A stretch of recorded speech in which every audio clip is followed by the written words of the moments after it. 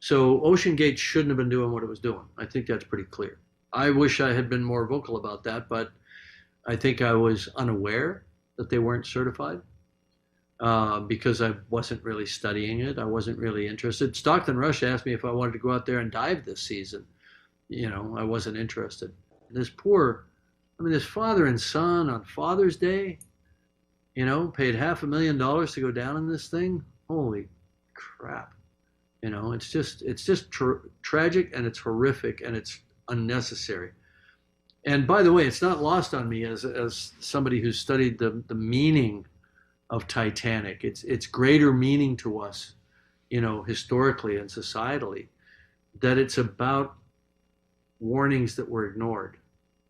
That ship's lying at the bottom of the ocean, not because of the nature of its steel or the nature of its compartments, but just because of bad seamanship. The captain was warned. There were icebergs ahead. It was a moonless night, and he plowed ahead for whatever reason. I think there was some greed. There was some glory in it. He had to boot up his rear from J. Bruce Ismay to get into New York on time or early, so they'd have a headline, which I show in the film. And here we are again, and at the same place. Now there's one wreck lying next to the other wreck for the same damn reason. Search, search, search. 4 days of search. They're searching everywhere. They were running around with their hair on fire. The sub was right where it was. It was literally on the seafloor below its last known position, which is the first place you look in a search, is the last known position. You don't go running around all over the landscape with planes and trains and automobiles searching, right? It was right where it was when it imploded, and I knew that's where they were going to find it. So you search, first place you look is the last known position, and that's where it is. So there was ultimately never a search. And that ROV was only in the water for about 3 hours before they found it. So what does that mean?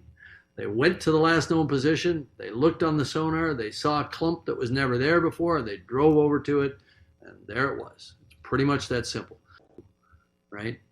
So, all of this has just been people running around, waving their arms with their hair on fire for 4 days straight. And I just feel terrible for what the families must have been going through during that time. And that then goes back to why the authorities chose to not say what they knew.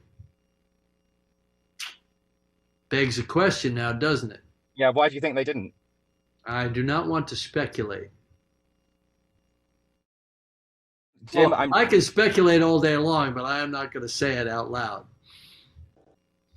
Look, Monday morning when I first found out about the incident, got on a whole bunch of calls and emails. It's a small community.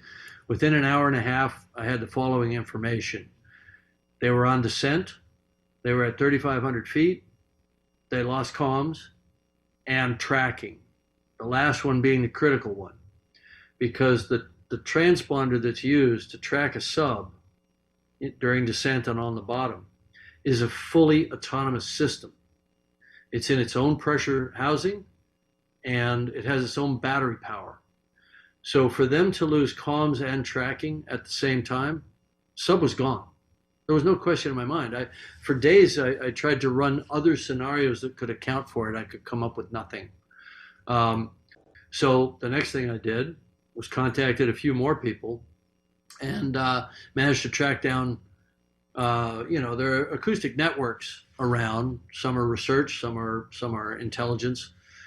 We got confirmation within an hour that there had been a loud bang at the same time that that comms were lost. A loud bang on the hydrophones, loss of transducer or transponder, loss of comms. I knew what happened. Sub imploded. I sent emails to everybody I know. I said, we've lost some friends. The sub has imploded. It's on the bottom in pieces right now. I sent that out Monday morning. We never expected to see a scenario like this. We may go into hazardous environments like hydrothermal vents, or even to a wreck like Titanic or Bismarck or some of the other wreck sites, which are dangerous from an entanglement standpoint or a structural collapse standpoint. But you never worry about the vehicle, the platform that you're in. and you certainly don't worry about implosion. There's never been an implosion of a vehicle with people in it. And so I think I don't want to say it blindsided the community because there was a lot of concern. And by the community, I mean people who operate subs and build subs for a living. There was a lot of concern about this outfit and this sub. A lot of concern, even to the extent that I wasn't involved in it because I was making Avatar 2 at the time, but a lot of them got together and wrote a letter to OceanGate and said, you have to certify.